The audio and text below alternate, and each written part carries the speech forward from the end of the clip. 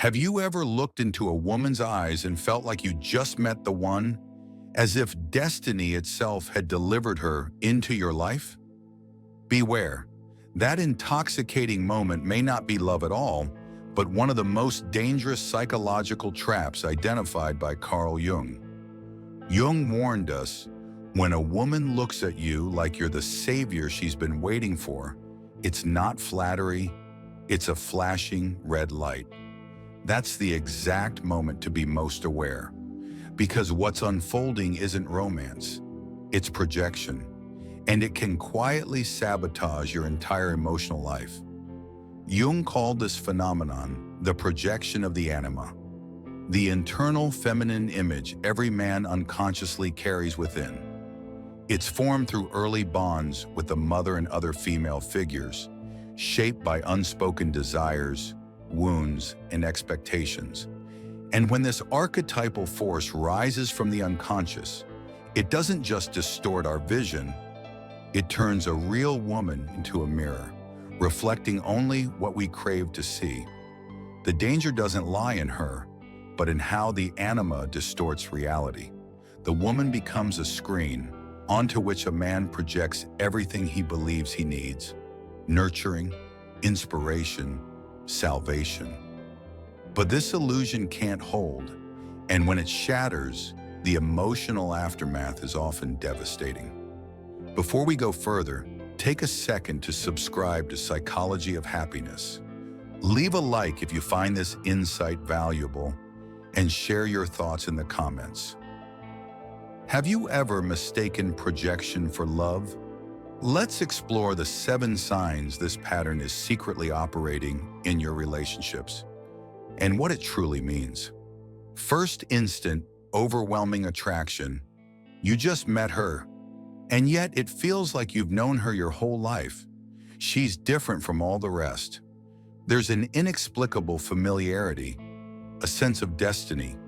This, Jung explained, is the moment your anima has found a face. You're not seeing her, you're seeing your own unconscious ideal. Analyst Jean Shinoda Bolin calls this archetypal recognition a sensation that transcends logic or time, but behind the magic is a projection, not reality. 2. She becomes the perfect mirror. The most dangerous moment isn't when you idealize her, it's when she begins to believe it. Whether consciously or not, she may start adapting to your image, becoming the muse, the nurturer, the savior. Her real complexity fades, replaced by a role she plays for your emotional satisfaction. Marie-Louise von France, Jung's close collaborator, warned of this mutual dance of mirrors, where both partners uphold a fantasy, afraid to see the truth. 3. You ignore red flags. You begin to rationalize things you'd never accept in others. She acts this way because of her past. No one really understands her but me. You start justifying poor behavior because the projection demands consistency. Reality becomes secondary. Your fantasy must survive. This is how love becomes blindness. You don't want to lose her, but you're not even with her. You're with your own reflection. 4. She becomes your everything. The anima has many forms, and when projected, it seeks completion. One form is the redeemer, the woman who'll heal your wounds. Another is the muse, your creative fuel, or the eternal mother, the one who'll unconditionally care for you. When a woman accepts these roles, whether out of insecurity, fear of abandonment, or her own psychological patterns, the relationship turns imbalanced. She gives, you consume, and deep down, both suffer. 5. Reality breaks the spell. Eventually, reality creeps in. She says no, expresses her own needs, or simply reveals traits that don't fit the ideal. And suddenly, the goddess becomes the villain. What Jung called enantiodromia, the flip from idealization to demonization, begins. The same woman who was perfect is now fake, manipulative, or not who I thought she was.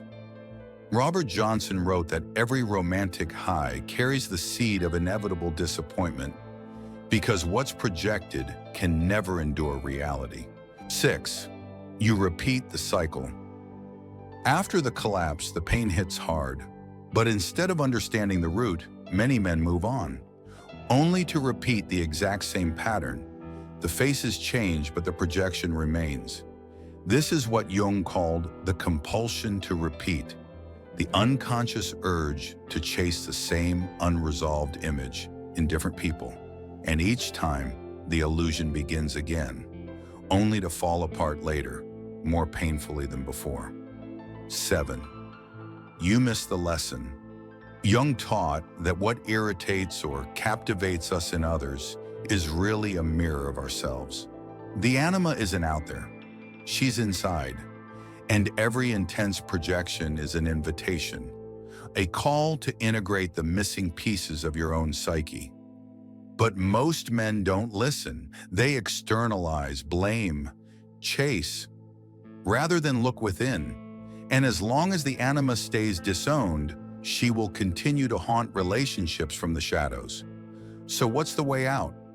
The answer is not to avoid relationships.